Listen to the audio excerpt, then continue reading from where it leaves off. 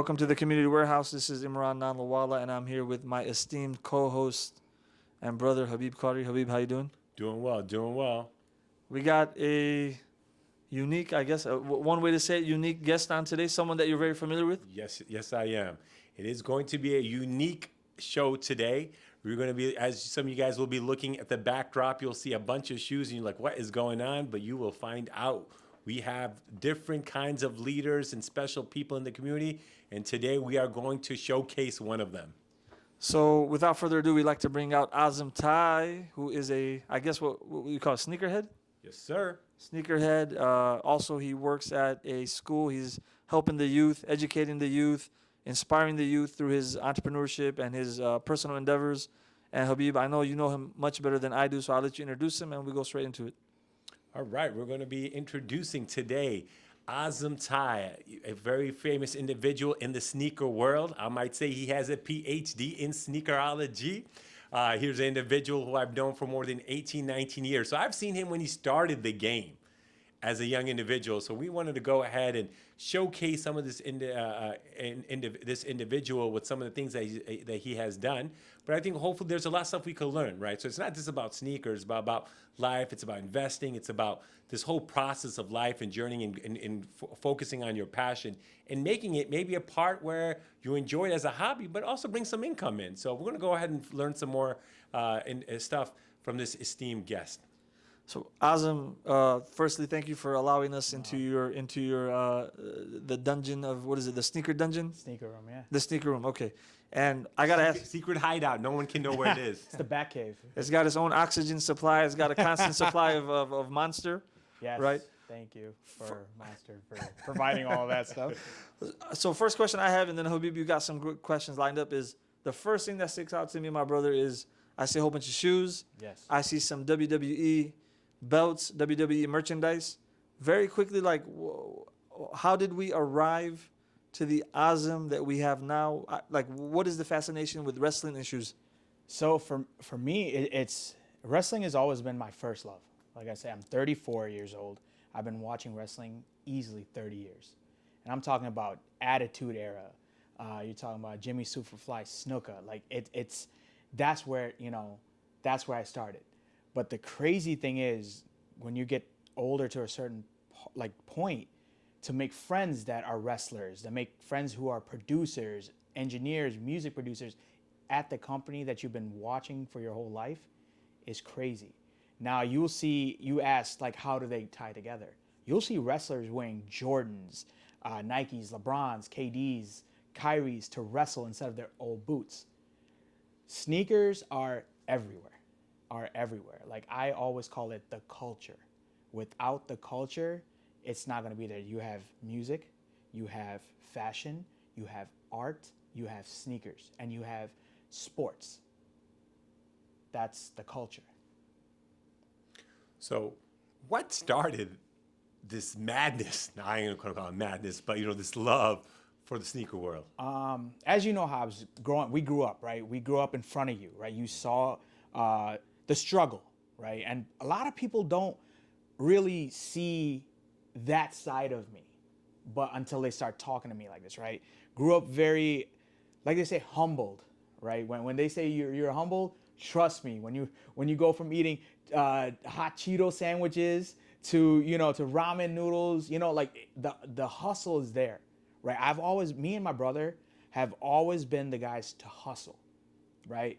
Mom did all she can. She provided us with everything we wanted. But there's always that status like that you're like, I want those, right? But you're not going to say, hey, Mom, give me this. No, like we got to the point where like, okay, you got to babysit here. You got to do this. You got to do chores and just save and save and save. And the madness was there because that's something you saw on, like how they call it, the elite kids, right? That's what we saw, right? You saw like I used to watch Martin when I was growing up. Martin, Fresh Prince, they all had one thing, Jordans on their feet.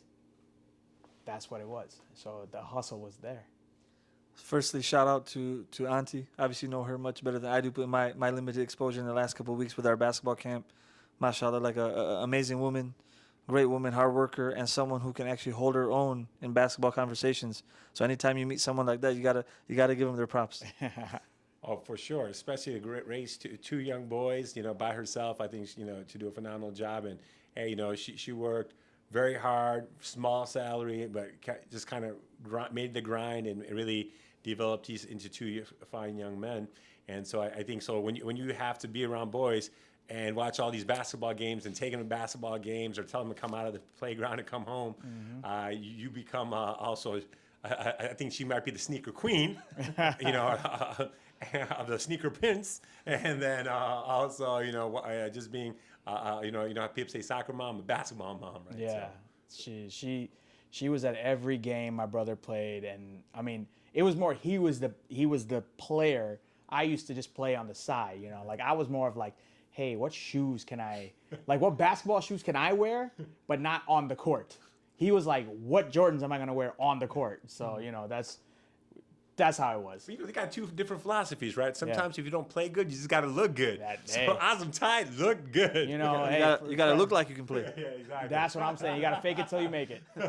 So one thing that you mentioned that's very interesting, and it's also like a common theme in successful people, is they have like a backstory, right? Their backstory involves sacrifice, struggle, etc. Yeah. And what's very interesting is sometimes people would think, okay, if you grew up eating those hot Cheeto sandwiches, like for us, we grew up somewhat poor at different phases of our life. We used to eat like bags of chips and Kool-Aid. That was lunch every day, right? Yeah, that's But it's crazy is because you would imagine those are the people that don't hustle. Those people should be the ones who are scared to take risks because they don't have much. So what in that early part of your life was it like, okay, for some it's, what, when I grow up, I want to take my mom out of this situation. Yeah. Or, I've had the hot Cheeto sandwiches. Yeah. I want to have the filet mignon. Like, what was it specifically like? Oh, I still eat the hot Cheeto sandwiches. Trust me. That you go upstairs in the pantry, hot Cheetos for days. But it's one of those like when you see your mom struggle, that's it. Like, what can we do to get her out of this? Like you were saying, right? And alhamdulillah, it's like we're not rich. Right, you get to the point where you're comfortable, right? But a lot of people get stuck at that comfortable spot. You don't want to move past that. Like me, my brother also always says that if you don't take risks, you're not going to succeed. Sometimes you fail, but then when you fail, you're behind right back up and go again, right? Because you keep falling, you got to keep building it. Because if you stop the first time, how do you know that this next 3 or 4 times is not going to get you to where you want to be, right? That's the whole point. Even when it comes to sneakers, like people are like, oh, I can't get a pair. Yes, you can. You just got to try harder, right? Or I can't. I'm not going to be successful in school. Trust me, I was a bright student, but when it came to test taking, horrible, right? And then over the course, you understand like there's more people out there than that. So then you talk to your teacher, like, hey, you see me killing it and everything else, maybe you could help me out with this, right? And then it got to the point. So that's how I say you have to take risks in order to succeed, and that's in anything.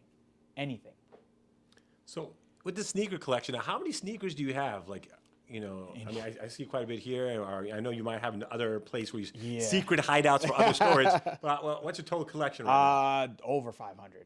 Over 500. It's one of those like, mom's probably gonna watch this, so I can't even say the exact number. but no, it's over 500 pairs. But you have to realize I've been collecting for 24 years, and it's not all like, over that time. But like, there's certain times that you have a pair of shoes, and it just over time it just keeps getting crazier and crazier. Just based off that question, how do you balance the passion side of it? Yeah. Like where I'm gonna be a collector versus the strategic side of it, which is like, okay, yes, I love this. I genuinely love collecting sneakers, but at the same time, I have a life to live. I got bills to pay. Yeah. So how do you balance those two things? So look, there's two types of people who have shoes, right? There's the collector side, which I see myself as a collector, right? And then there are the people who make money off of it, which are the resellers. Now, you could just say I'm a hoarder. I love sneakers. It's one of those like an accessory, right? People have art on their walls. I have art on my feet. That's how I look at it, because somebody designed this shoe, and for me that's what it is, right? Like and like I was saying, growing up is the hustle. Now if I could say, okay, yeah, I'll get rid of this pair, that's fine. But 9 times out of 10, you are not going to find that pair again, especially with the inflation of the sneakers. It's ridiculous. Like the pair I have on my feet right now, they retail for $150, maybe $190. Right now, used pair, $1,400. $1,400 for a pair of used sneakers. But people are paying, right? There's always going to be that one person that pays. So for me, if it ever comes down to the point where like, okay, I got to take care of my family, or I got to get these, you better believe the sneakers are gone. But that's how we are. We're, you know, like if somebody says, Azam, I need, you know, like my brother, like I need something. You don't think I'm going to get rid of these sneakers? Real quick. Because at the end of the day, family is first, right? Regardless of what you have. And certain people in the sneaker community will be like, oh, you would sell your sneakers? You damn right I would. I mean, the same thing you would do. If your mom needed something, you're not going to sell it? 100%.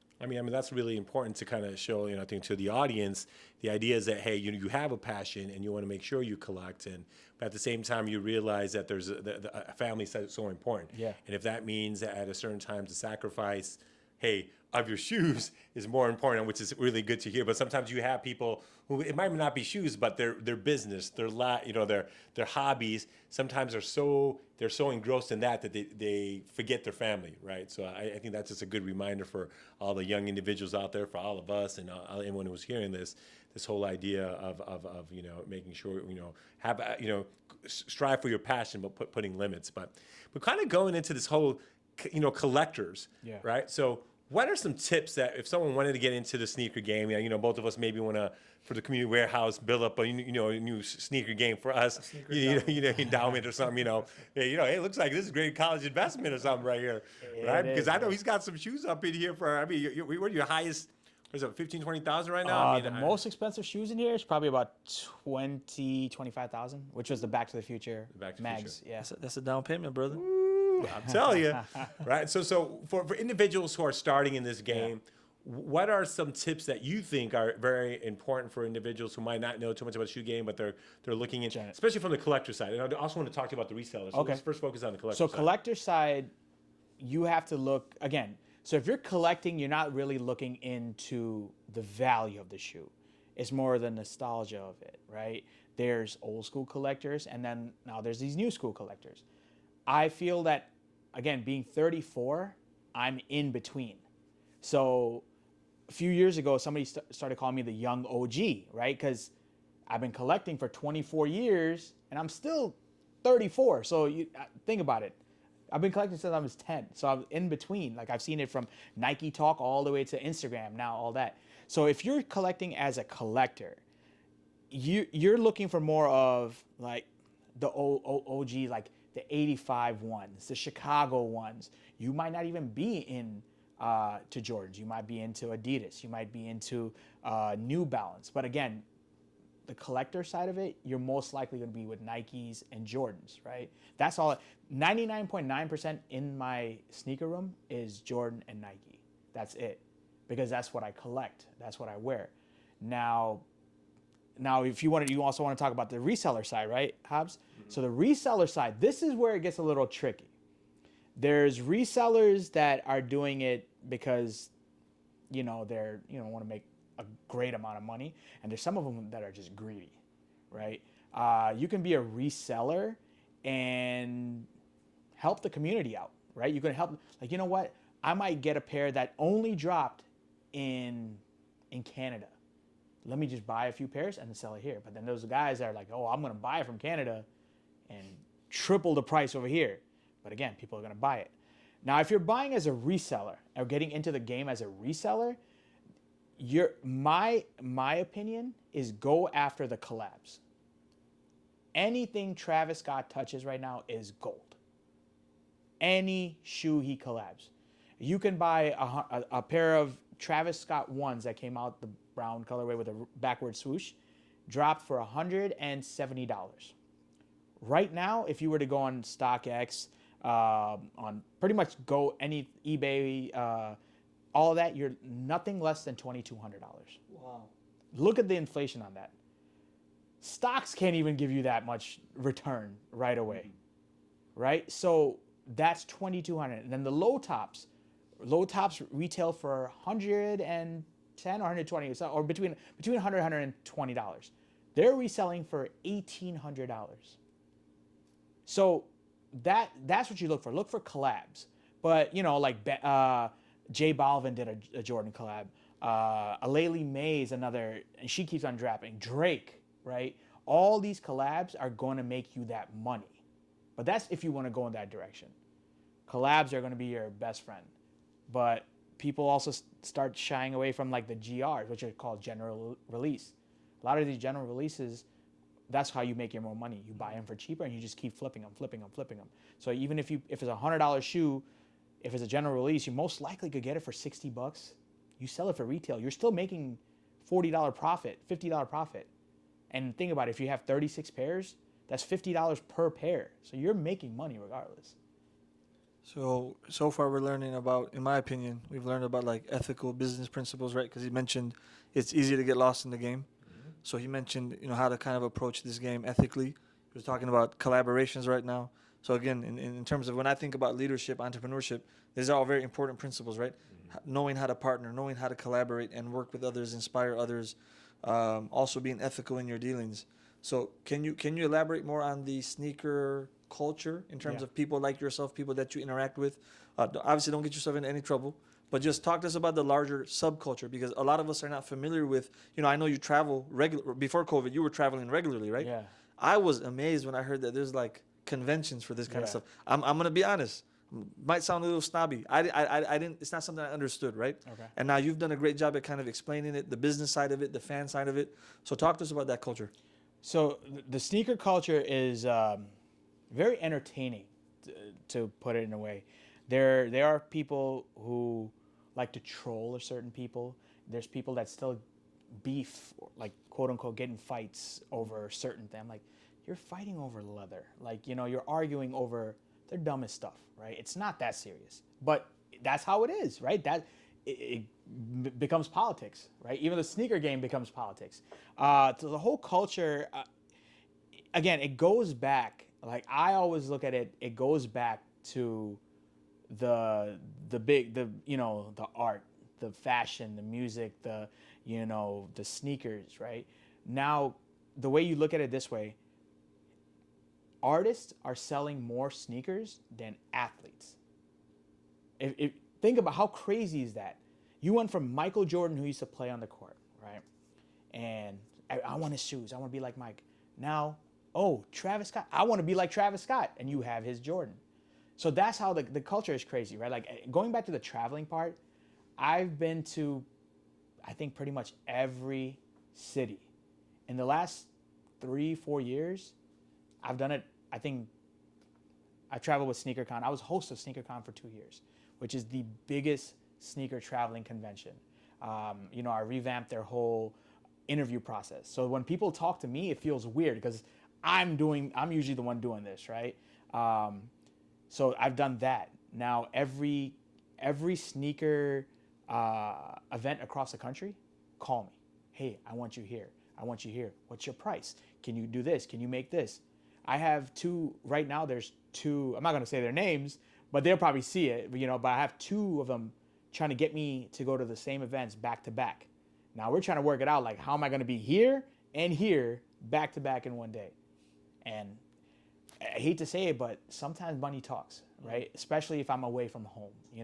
I have to, and this is a career, right? Yes, I'm 2 to 3, most times 3 weekends out of the month, but it's an additional income coming in, right? So I have to be like, okay, what makes sense?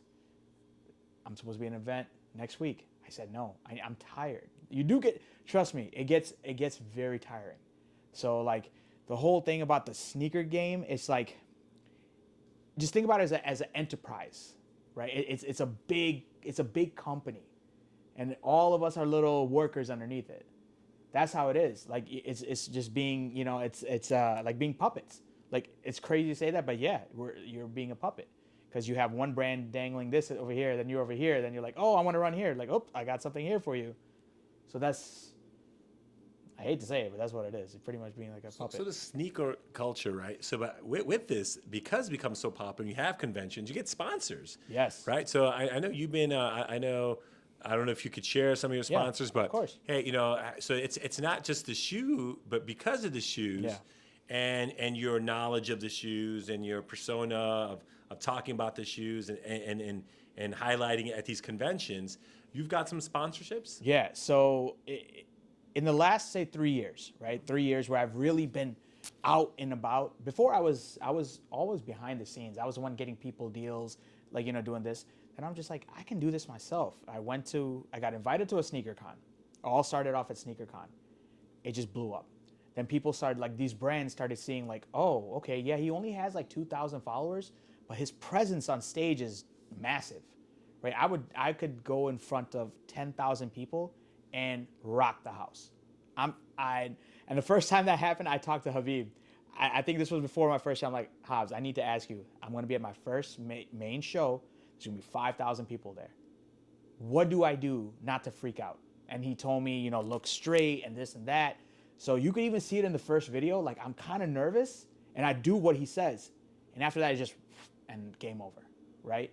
So that happened.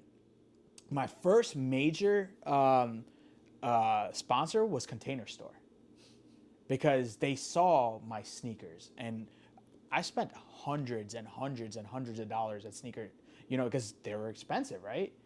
They saw it. They sent me a pallet. Wow. They were like, here. Every month they were sending me.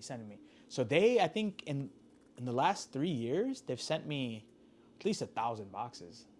And six boxes in one case is about $65. So they've sent me 1,000 of them. So that was my first major sponsorship. From there, it led to apparel brands. I'm no longer with these apparel brands, but it led to that, right? So I was getting paid to wear, and so the way I did my deal was I marketed myself as a moving billboard. So when I go through airports, people see me, they take pictures with me. I'm like, okay, to this certain brand, that's fine. I will wear your apparel to travel, because somebody's going to see it. So they would pay me X amount and send me this much just to travel. So I wouldn't even have to take clothes with me. They would be at my hotel where I want to be. The next brand was like, hey, we will pay you X amount to wear our clothes on stage. Because think about it, if there's 5,000, 10,000 people seeing me, that's one. Then it led to Soul Premise, which is I'm still with Soul Premise, right? It's a backpack company for sneakers. With Rejuvenator is a cleaning company. I also just signed a deal with Monster. So yeah, I drink Monster, guys. Kids don't drink Monsters, but it's one of those, like, I don't drink coffee and anything like this. And that was my thing at sneaker cons and stuff like that. So when they saw it, they're like, hey, it just makes sense. So it's Monster Music. So it's a division of Monster Energy, which Monster Music takes care of all their influencers and stuff. So once you get to that influencer. So so this is exciting that you got these sponsors, but now I know also for you, faith is important. Yes. And when, for a lot of people and the young individuals, you want to get popular, but sometimes what happens is there's this aspect of the ethical, right? And we've already talked about even with just your deals and so on and so forth. Yeah. Have you ever had like a situation where you might get a deal where it might kind of go contradicted of some of your values that you might have? Yeah, I get these deals all the time. And there's two major deals that I've received. And this is from like 2019, 2020-ish, right when the pandemic hit, right? Let's put it this way.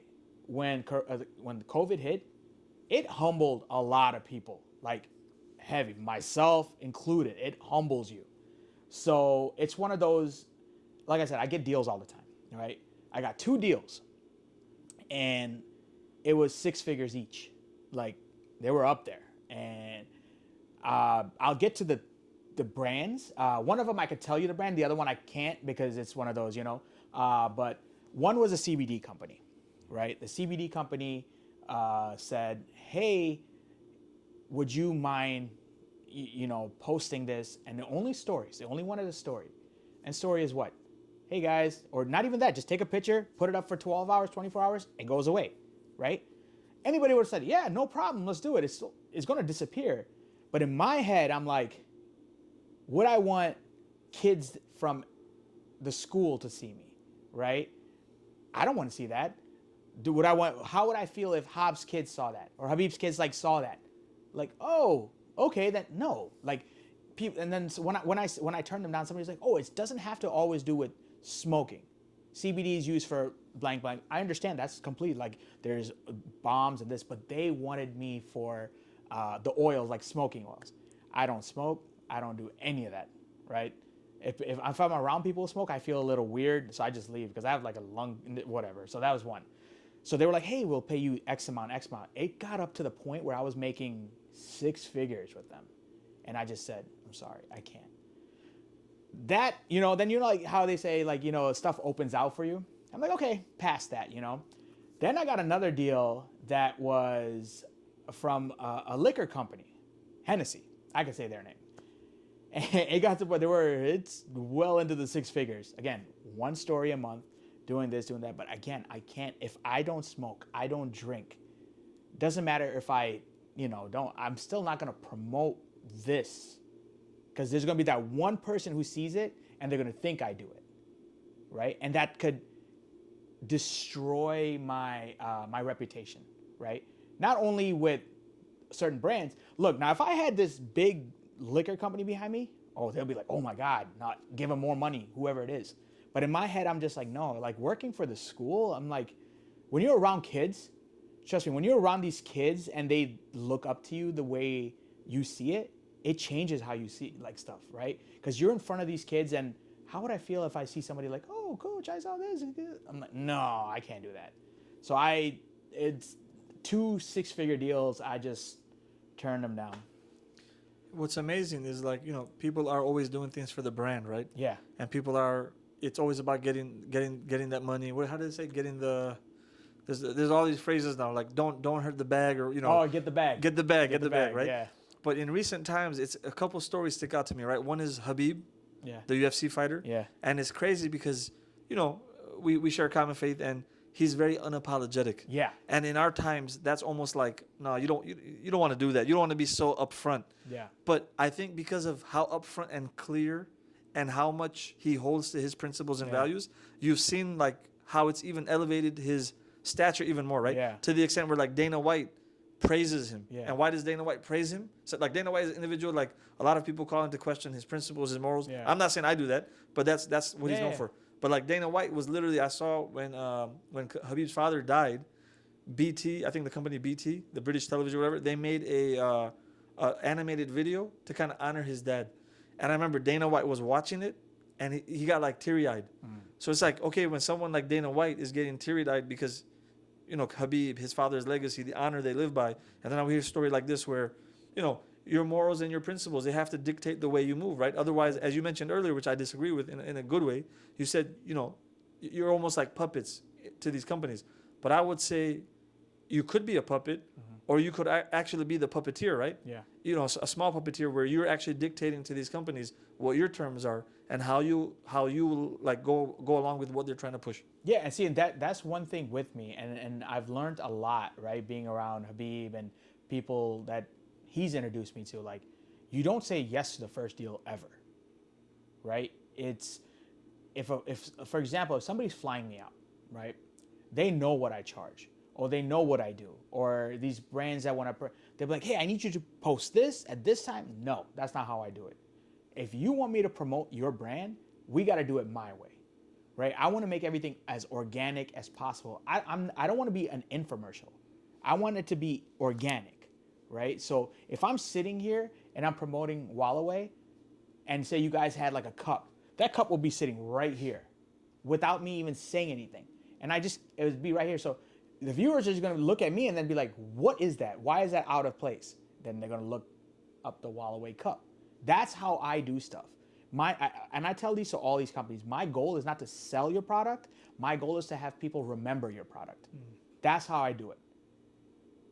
People can buy it left and right, but forget about it. But if you can have them stick in their brains and like, oh, okay, like, I need to re-up on this every single time. Like how they have Amazon subscription.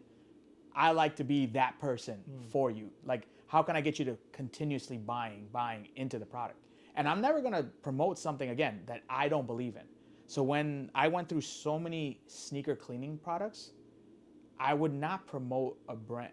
They'll say, hey, we'll give you $50 or $100 or 200. That's fine, I'll take it. But I'm not gonna, I'll be honest with you. I'm like, I don't like this. And I'm just gonna go a separate way, right? So. And this is really good what Azam Tai just brought up. I think just for all the viewers here, hey, even when you do make deals, right? So and you want to make sure that you have that partnership where you keep your morals, but at the same time you want to make sure you do a good job supporting that organization or that company, that sponsor. And it's not also about money too. It's also how do you make them grow because they're also sponsoring you. They believe in you. So I think it goes both ways, and I think that's very important to see. Hey, that you might always have individuals. It could be someone, a boss of yours. It could be a relative of yours. It could be someone, a colleague of yours, who's helping you to move forward. You can't forget those individuals. And so I think in the same way, how when someone scratches your back, you need to scratch their back. And I think, but at the same time, you want to also make sure whatever your moral compass that you have, or whatever your values that you have, that you don't compromise those. And do you think giving that up, some people are like, man, but you gave that up, bro. That was 6 figures, bro. Do you feel that through time that maybe has come back? Yeah, honestly, I'm a solid believer in when you give, you receive like 3 times over. Alhamdulillah, I haven't received it 3 times over. Let's just make it very clear. But the doors that have opened up after that, 100%. Like, it's got to the point where I am turning down brand deals that are giving me money because you don't want to over promote, right? So if and alhamdulillah, I'm getting this, right? I'm turning down events because I'm just like, I can't do anymore. So it's just like, so this is God's way of saying, look, you did this, I got you, right? That's how I look at it. Like, alhamdulillah, it's just like over and over and over and over, like it's coming. And then another crazy thing that's really, and I haven't talked to you about it, but this is, I'm going to tell you guys on. So when people always ask me, hey, what are you? Nobody's ever looked into my background, right? People don't know, like they always think I'm Hispanic or something, but they don't know I'm Pakistani and Irish. I'm mixed. So it got out that, oh, he's Muslim. After that came out, when I did that documentary, after it came out, the Muslim community, like that I see at different, man, oh man. Like I have people coming up to me, Islam bro. And it's crazy. Like now it's starting to like, it's not, you're never ashamed of it. It's just like, I feel like certain things, when I'm on stage, I have to switch like a light bulb. Like I'm a character. Like, wrestlers play characters. I'm a character on stage, right? I never do anything against my, like what I believe in, but I'm a character. But now it's crazy to see. I have people who message me from Somalia, from Saudi Arabia, from UAE. It's just crazy. And these big time YouTubers who are Muslim, they're like, wait, you're Muslim? And it just makes our connection even greater. It's crazy how that works. So my question is, now we've talked about your backstory, we've talked about the current passion, we talked about the school, talked about the partnerships and sponsorships. Based on what you've said, and because I know that the mind is an entrepreneurial mind, what do the next 5 or 10 years look like? Things that you are willing to reveal. So it's actually moving really fast for me. Currently, I was asked to come on board to this company called OMF, which is called OnMyFeet. I was working with OnMyFeet as just promoting this and that. Within the last few months, they hired me as the executive vice president of their app, of the company. Being the executive vice president, my job is to bring on young entrepreneurs, individuals who are YouTubers, actors, whatever, and we create shows. Currently, we have 12 short form shows on the network. Our goal is to be a 24-hour sneaker network, which is not done. The only other company that's doing something, what we want to do is Complex. But Complex is, they're at a whole nother level. Why can't we be the next Complex? We will be the next Complex. So that's where it's going right now. For being executive vice president, like people are calling me. My phone is always like, hey, can you do this? Can you do this? Can we do this? Like, I'm bringing on new people, hiring new people. signing deals with companies, not only that I'm sponsored to, but now my goal is to have these companies sponsor the network. And I have some of the greatest, hottest YouTubers, social media specialists on our team, and they're killing it. Like it's, they'll see it, but it's there. Like, and I feel in the next 5 to 10 years, that our app is going to be complete next level. I mean, right now, the big three are eBay, GOAT, and StockX. We just launched our marketplace, which is also going to have authentication and this and that. So there's 4 of us now. I know we're behind, but we're coming, right? And then the thing is, when they understand what my knowledge is and who I know. So I went into, there's he's a really big YouTuber, Jumperman Chris. I brought him on the team. I'm like, I need you because you're good at authentication. You're good at talking about prices. I have talks with TJ. She's amazing when it comes to the fashion sense of it. I have Tops, and the Tops world, he's from Florida. So I have people across different places. So if they say, hey, my goal is to take over the US, have somebody from each state part of our company. And we're there. We have 12 shows and 7 days a week. It's getting there. So that's where I'm going to be, inshallah. So now through going through your life and you've had like everyone else, everyone has their tests and ups and downs, and you've just like anyone now. So I'm gonna ask you 2 questions. One is going to be just in general. Okay. What are some tips that you could tell individuals, young youth, as they're going through their challenges, going through life?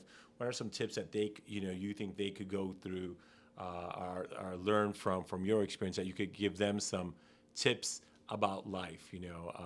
Especially an individual who I think many people will respect and love what you've accomplished. Yeah. The main thing is pray. Believe in something. The big thing is, me and Big Bro always say, he's like, hey, I know you're doing this, you got to pray. And trust me, it was a struggle in the beginning. It was a struggle, but slow. It takes your time, right? You have people that are going to force you to do it, but then you have people like Habib who guide you through it. That's the people that pull you in. There's certain people that are like, oh man, you tell me this. That's one thing. Just believe in something, believe in yourself, believe in your family. Now, if you have negative energy around you, you got to cut certain things out of your circle. Keep your circle small. Faith big, circle small, right? And I'm not talking about like, oh, you cutting out your family. I'm talking about your circle, like of friends.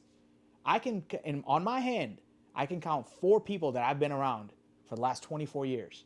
Nobody's done me dirty. No, everybody said, our goal is like, if I succeed, you succeed. That's the thing. You just got to work hard. You got to stay humble. You got to repeat that process. Work hard, stay humble, repeat. Work hard, stay humble, repeat, and it will come to you. That's it. Simple. Second question. Second question I had is now for adults, right? You're an educator too. Yeah. People might not realize, but you have worked in the school setting for 18 years. Yeah. From coaching to teaching a course, computer courses, at various levels. So now the question comes in, what are some things that you could tell parents or educators, individuals who are working with kids, just some tips for them just to build those relationships and, have that positive relationship? So for example, for parents, right? If your child comes to you and says, hey, I want to be a superhero, believe in your child. Let them believe that they can be a superhero, right? My mom being mixed, like my mom being white, like, Irish, she didn't have that mentality like, you have to be a lawyer, you have to be a doctor, or you have to be an engineer. So just elaborate, because the audience may not get the reference. So why? Okay. Yeah. Like, being brown, I am half brown, right? I'm Pakistani, right? In the Pakistani culture, Indian culture, again, it's not a bad thing, but they want their kids to succeed. But I feel there's other ways than engineer, doctor, and, whatever, like high, right? So if your kids come up to you and say, hey, I'm a Batman. If I want to be Batman. Dad, I want to be Batman. Yes, son, you can be Batman. Because they're going to grow out of that stage, right? But if you start telling your kid, like, I want you to be boom, boom, boom right now. This is where you start. It's going to kill their passion for it. My mom never told me, I want you to be this or you have to be this. Right? She like, not having a dad around, you have to kind of like figure out what you want to do, right? There's points that some points I wanted to be in the medical field. Habib knows I'm pretty good at this stuff. Like, if somebody's like, hey, I could tell, like, oh, you have a torn this, without taking any courses, it's just like it gets to you. But I just felt like that wasn't me, right? I liked school, but I didn't want to be in school for that long. I wanted to be, I'm one of those, like, how can I hustle, take care of my family, and make this money quick, legally, in the halal way, all that way? How can I get to that point? And it is, you get to your business, right? I started taking, like Habib said, like, on the IT side, I have 18 IT certifications. Wow. Like, people don't realize that I'm a low-key nerd. Like, you see my toys, like, I'm a nerd. So have 18 certifications. I have certification in nutrition. I did certification in fitness, right? And then I did a master certification in just school management, right? I didn't go to school. I didn't get a master's degree. I wanted to be like, how can I get the things I liked that nobody forced me to do that I wanted to do? That's how I feel. Just believe in your child. Let them say, hey, again, if you want to be a superhero, be a superhero. Because I know when you're 18, you're not gonna want to be Batman again. You're thinking about something else. So that's how I feel. Just play along. Let them enjoy. Because if you start taking away their fun now, it's just gonna kill it for them later. So I think that idea for, I think what you're kind of reminding is that, hey, as these kids have these talents and their processes, to help push some of those hobbies or support some of their skill sets and kind of guide them through their lives as they're, and sometimes it's funny because when you have your own kids, you want sometimes things that you didn't get to accomplish, you want them to go ahead, and sometimes 100%. those become tough too because you're kind of living through their world, right, at their eyes, and sometimes that's so important as parents that we keep that in mind. So hey, Azam, this was a pleasure to get to see first your whole secret hideout place. Can't tell you the city, but at the same time, just to kind of get to know your journey and experience and kind of sharing this with our viewers, I think is very important.